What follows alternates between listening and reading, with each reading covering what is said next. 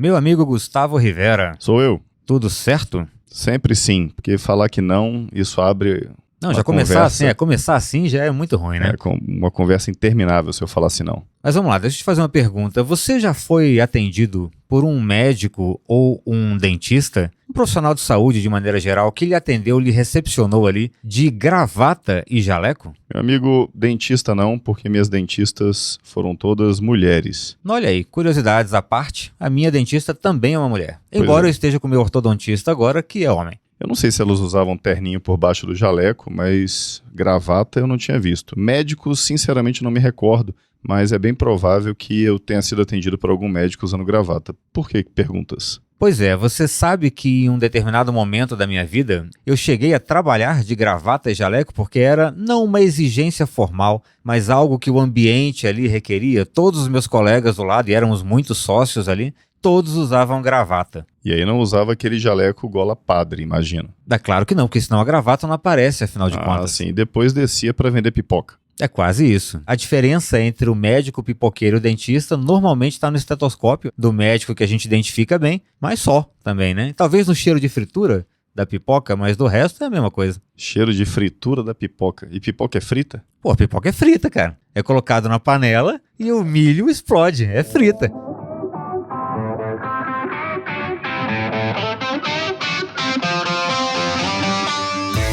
Sou Odonto, o podcast para quem vive a odontologia de corpo e alma. Um projeto do Caminho Criativo, apresentado por Gustavo Rivera e Thiago Menegazzi.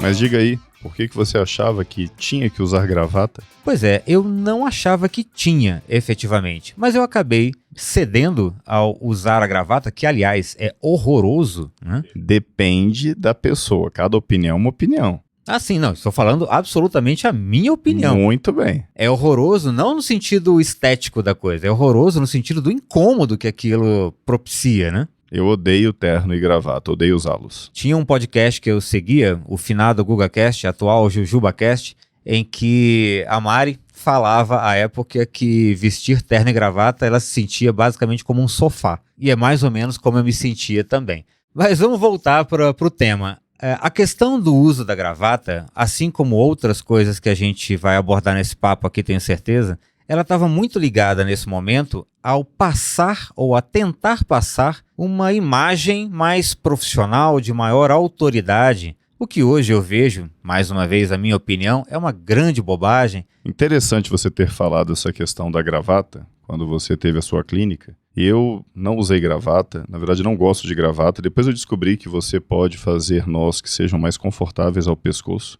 mas eu descobri isso mais tarde. Lições de etiqueta e estética com Gustavo Rivera. Glória Calil, livro chique. Mas sobre essa questão de autoridade relacionada ao seu uniforme, vestimenta, eu me lembro quando nós inauguramos nossa clínica, que o uniforme da clínica era calça bege com uma camisa social de botão azul claro ou azul escuro para dentro da calça, com um sapato normalmente marrom. Às vezes tinha aqueles bicos finos que parecia sapato de palhaço para matar barata em canto de parede, e aí sempre lustradinho. E ficamos assim, né, toda essa equipe de vendedores da Best Buy, trabalhando por anos a fio. Mas isso foi uma decisão formal da equipe? Decisão da sociedade. Você vê que como o povo era criativo Muito. Nessa época. E tudo para tentar conquistar isso que você está falando. Passar essa imagem de autoridade ou conquistar algum respeito com relação ao paciente. É lógico que nós já conversamos várias vezes e sabemos que a autoridade ela não passa por isso. Pode ter isso também para algumas pessoas, principalmente num primeiro contato. Mas não vai ser isso que vai sustentar a sua imagem perante seu paciente, ou aluno, enfim. Sem dúvida nenhuma. Isso passa também por uma outra sensação, um outro sentimento, que é a insegurança. Normalmente a gente se apoia a questões mais externas exatamente por conta de não estarmos seguros o suficientes para sermos nós mesmos ali na maior parte das vezes, né? Eu me enquadro 100% nessa sua fala, porque quando eu comecei a dar aulas na graduação, minha experiência era de 0 aulas dadas, e em função disso, eu tinha uma postura muito sisuda. Era muito comum os estudantes falarem que eu era sério demais, que eu não brincava, Mas por trás dessa postura existia um cara que estava muito inseguro com relação à posição de professor e para tentar ter alguma autoridade perante os alunos, e que não garante absolutamente nada, gente. E nós sabemos que a autoridade ela é conferida por aquelas pessoas que lhe dão ela. Por mais que você queira ter autoridade, você não tem um controle sobre o que as pessoas acharão de você. E eu era tão babaca nessa época. Babaca é o termo mais correto para essa situação. Cientificamente é o termo bem adequado. Babaca, idiota, que seja. Bicho, eu falava algumas vezes assim para o estudante de manhã cedo, clínicas ou aula, o estudante falava bom dia, e eu retrucava, mas o dia não tem nada de bom. E não sorria. Tudo bem que eu tenho uma questão de humor irônico que nem sempre o estudante pegava. Mas muitas vezes eu usava dessa característica de humor que eu tinha para falar muitas coisas que eu de fato estava sentindo. Que pessoa agradável, né? Eu lembro bem dessa época. E era uma época que você estava envolvido também com doutorado. Óbvio, o estresse, o cansaço estava todo associado ali.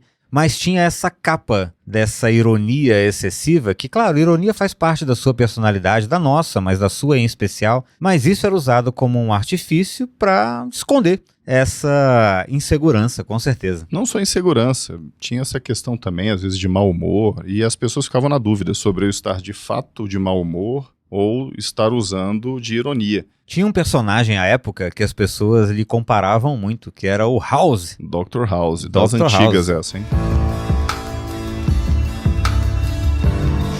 Perfect. Okay, that's it. You should know in a couple of days it's growing in your son's throat.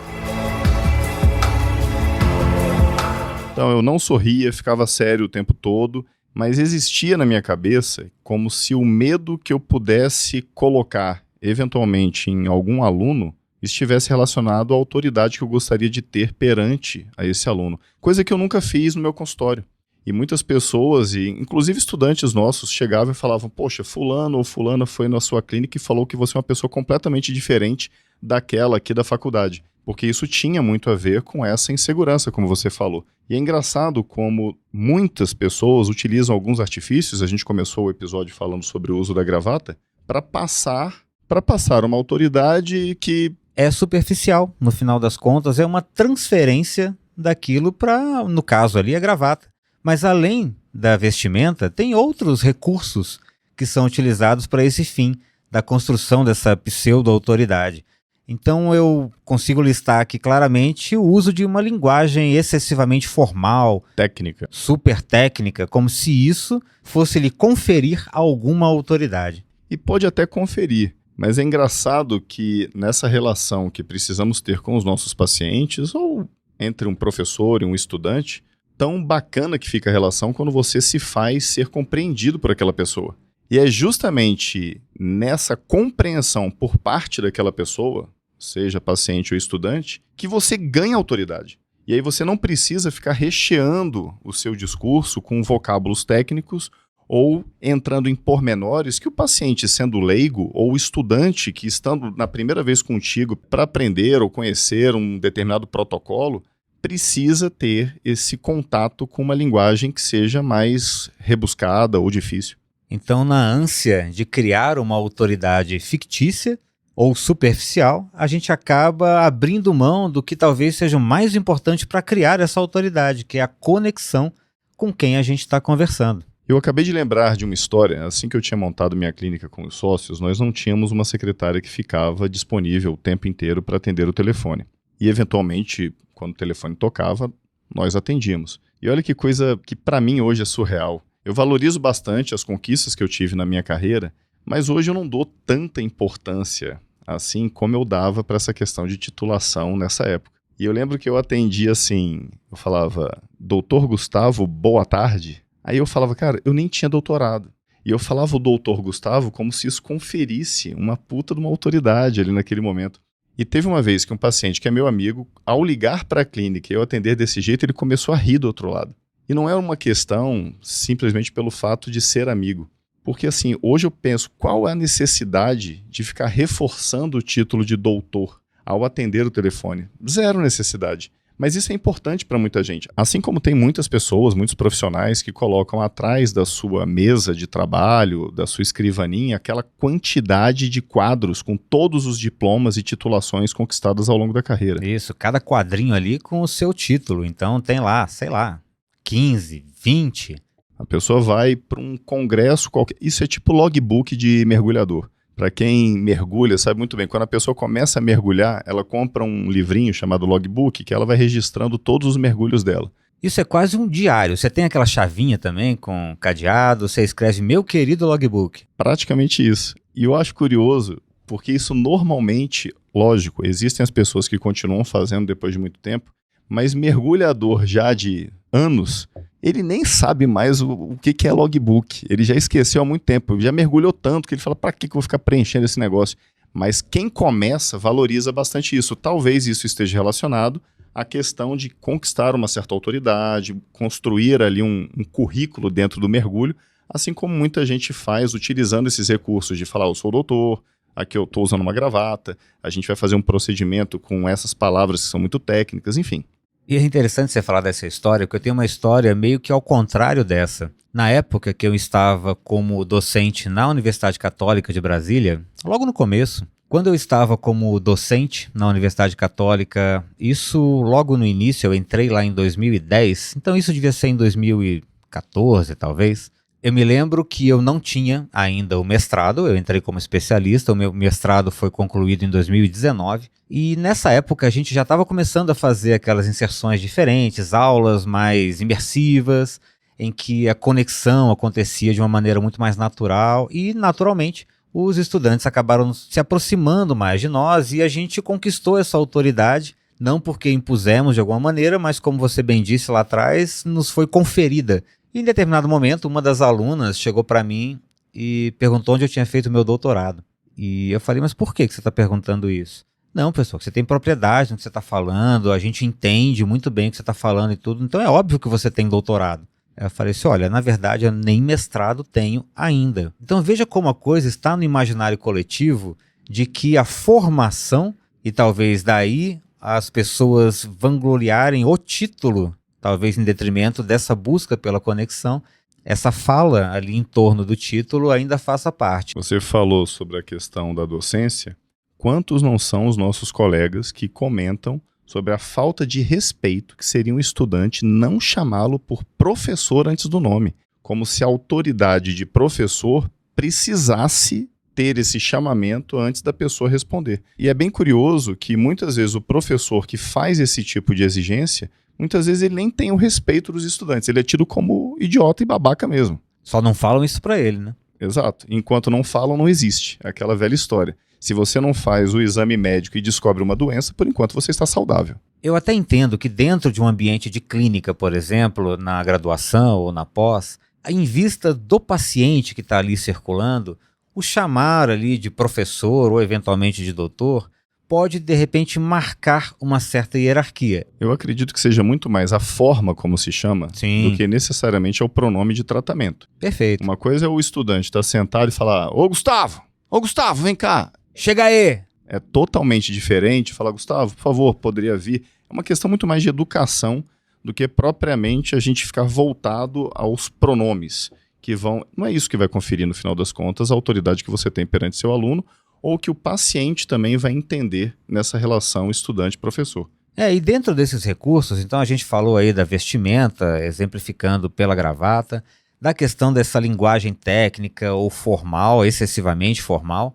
A gente tem outras coisas que você até mais ou menos comentou ali enquanto professor que era da Católica na época, da história do semblante sério. Então você representar aquele profissional sério, sisudo, como se isso fosse também sinal de autoridade. E não é. Isso, na verdade, na maior parte das vezes, acaba afastando as pessoas de você. Talvez meus 40 e poucos anos tenham me dado essa perspectiva? Provável. Provável não, com certeza. Hoje você só pensa assim porque já tem 40 e poucos anos, porque se tivesse 20, dificilmente pensaria. Nada contra você de 20 que escuta esse podcast. Você que já ouviu que o jovem tem que acabar? Não, não tem que acabar. A gente só pensa isso de vez em quando, mas não é uma verdade absoluta. E sobre a questão da autoridade, é engraçado como nós temos alguns médicos e dentistas que, entre alguns pacientes, amigos ou familiares, as pessoas nos falam: ah, fulano ele é meio carrancudo, é grosseiro, mas é bom, vale a pena ir nele. Pô, aí não, né? Como se fosse requisito, né? O cara ser grosso, né? Ser carrancudo. Ah, mas ele é bom, então vamos lá. Não, cara, por quê? Pra quê? Não faz o menor sentido isso. E saindo desse cenário de faculdades, universidades, mochos e turbinas com aquele aerosol gostosinho, cheio de micro-organismos na sua gravata que está à mostra, Motorzinho. Sempre motorzinho, turbina, para depois você chegar em casa, dar aquele abraço com aquela gravata molhadinha de saliva, né, perdigotos e micro-organismos na cara do seu filho. Você, periodontista, hein? Pense. Cheio de flocos de cálculo na sua gravatinha. Ai, que delícia! Temos também a autoridade que é gerada em redes sociais. E é engraçado o tanto que nós vemos, porque nós seguimos bastante colegas e outros profissionais, de como aquela pessoa que tenta, porque isso não é uma garantia de que ela vai ganhar a autoridade, muitas vezes nem cola com a pessoa do dia a dia. Então, mais uma vez, o personagem, como você fala, que muitas vezes se reveste de um discurso ou de uma postura para ganhar o que ele objetiva, que é autoridade, leads e venda de cursos, enfim. Tudo virou meio que um protocolo, né? Para você conseguir a autoridade, você precisa fazer isso desse modo. E isso, na verdade, é que me enche bem os sacos, né? Eu tô completamente sem paciência para ver as mesmas coisas das mesmas formas que a grande maioria dos profissionais, não só em odonto, fazem. Vocês percebem que esse podcast é tipo uma terapia. Nós jogamos todas as nossas raivas e insatisfações aqui e você escuta. Não, e essa autoridade, como você comentou aí das redes sociais, ou pelo menos tentativa de criar essa autoridade, ela vem muitas vezes ali permeada por uma certa arrogância também, né? Então eu vejo muitas posturas arrogantes mesmo de colegas, como se fossem detentores da verdade absoluta daquilo. Mas muitos são, cara. Muitos são. São o quê? Arrogantes ou detentores da verdade? Arrogantes, claro. Ah, perfeito. Sim, arrogantes são sim, mas eu tento enxergar essas pessoas como se estudante de odontologia fosse, sabe? Como se eu fosse novato naquela área. E a gente vê uma influência que, cara, é muito negativa, né? Muito negativa. Não tem esse negócio do si, Thiago. Se minha avó fosse porca, tinha 6 tetas. Jesus! Então, na verdade, você acaba enxergando as pessoas à luz do que você já teve de constituição até os seus 40 e poucos anos. Não, sem dúvida. É impossível a gente se colocar plenamente no lugar. Agora, como docentes, a gente acaba se envolvendo com essa galera mais nova e vê o quanto, de maneira geral, claro que há exceções, mas o quanto, de maneira geral, são absolutamente influenciados por essa galera e muitas vezes pautado nessa arrogância, nesse pseudo-conhecimento absoluto de tudo da odontologia. Mas é porque eu acredito que nós estejamos virando o Carl Fredricksen. Quem? O velho do Up. Ah, o velho do Up, sim, perfeito. Ranzinzas, nós somos ranzinzas. Ah, somos. Faz parte, eu acho que até do desenvolvimento natural nessa sociedade de hoje. É por isso que nossa família não nos vê com frequência. Talvez eles agradeçam por isso. Mas puxando um termo muito da sua época, no resumo da ópera, Opa, jovem. é importante que saibamos que a autoridade não tem nada a ver com ser autoritário. Nós não precisamos e nem devemos exigir que uma pessoa tenha esse tipo de consideração para conosco. Primeiro que nós jamais teremos esse controle sobre o que as pessoas pensam de nós. Esse é o grande ponto, hein? O controle não está com a gente. Não existe. Ele não existe para nada na nossa vida. E é importante saber que por mais que você se municie de vários recursos para tentar ganhar a autoridade, isso vai estar no outro. E a seriedade, a dedicação que você tem com a sua profissão, isso serão notadas independente dessas questões. É isso, é trazer sempre um conteúdo embasado, seja como professor, seja como profissional, dentista dentro da sua clínica. Então, conteúdo embasado, consistente, com regularidade, isso sim vai construir a autoridade perante aquele que vai utilizar os seus serviços. Ter atitudes que sejam respeitosas, educadas para com seus pacientes, inclusive seus alunos, para aqueles que são professores que nos escutam. saber lidar com problemas e eventuais intercorrências que aconteçam, mais uma vez, dentro de sala de aula ou no consultório. E eu não estou falando aqui do ponto de vista técnico, eu digo do ponto de vista de relacionamento, de atenção mesmo, com o seu paciente ou com o seu estudante. Então, lidar de maneira clara, objetiva e buscando resolver problemas e intercorrências. É muito mais fácil você ter e conquistar um respeito e autoridade perante essas pessoas dessa maneira do que utilizando fórmulas mágicas que são passadas em cursos online ou, eventualmente, em aulas presenciais por um ou outro manda-chuva do tema. E, acima de tudo, clareza na sua comunicação, buscando cada vez mais conexão com aquele que vai estar lidando com você naquele momento. E agora, fica aí pro Além do Mocho, hein? Não sai não! Solta a vinheta de novo!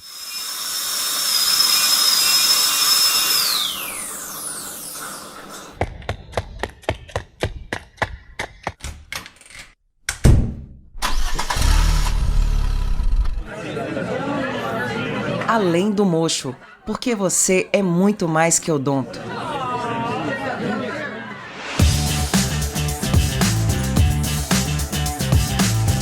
Então, meu velho, qual a sua indicação pro Além do Mocho dessa semana? Diga aí. Cara, hoje eu vou fazer um negócio diferente. Não vou indicar um podcast, antes que você já pergunte. Já pensei nisso. Não, vai ser realmente diferente. Agora, infelizmente, talvez seja o pessoal mais aqui de Brasília mesmo, porque eu vou indicar um local. E um local daqueles bons que a gente come. Então, um restaurante. Então, olha só, um restaurante de comida libanesa chamado Manara, indicação do meu digníssimo sogro, senhor Benedito Domingos Menegazzi.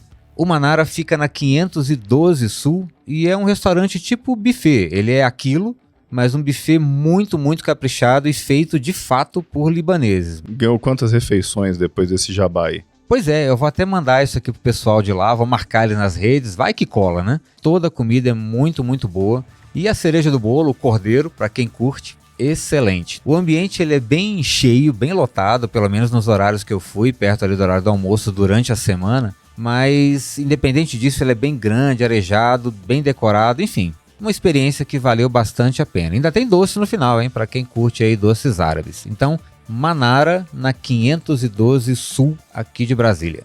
E tu, jovem, o que traz para nós aí em mais essa semana? Então, mas essa semana eu vou indicar outro jogo do PlayStation 5 chamado Resident Evil 4 Remake. Provavelmente você já jogou, ele é um jogo de 2005, saiu no PlayStation 2. Cara, eu acho que tem Resident Evil mais do que, sei lá, como é que chama aquele? Grey's Anatomy, né? De tanto que tem de Resident Evil por aí. É um jogo massa. E eles fizeram um remake sensacional. Os gráficos estão ótimos, a jogabilidade maneira. Os reviews no Metacritic também, excelentes. Então eu normalmente não jogo jogos que são recém-lançados, ele já foi lançado já tem um tempo. E eu faço isso com qualquer jogo. O jogo é lançado, muitas vezes eu adquiro ou ganho, espero um tempo para depois degustar independente do que o pessoal está falando naquele momento. E é um jogo que vale bastante a pena. Então fica a minha indicação, Resident Evil 4 Remake pro PlayStation 5. Está muito bom. Muito bem, já vamos nos encaminhando pro final da temporada, hein? Quem diria? Chegando lá. Quase. Nós programamos 50 episódios para essa temporada, o que é um absurdo, mas vamos que vamos. Tá chegando, esse é o episódio 42, mais algumas semaninhas aí finalizamos, hein? Puxando a sua indicação, Cordeiro de Deus, ainda bem que chegamos lá, hein? Amém. Então valeu a você que nos escutou e chegou até aqui. Esperamos você não na próxima semana, que você escuta o episódio de sexta-feira, e depois, na semana que vem, nos encontramos aqui novamente. Valeu, até mais. Tchau.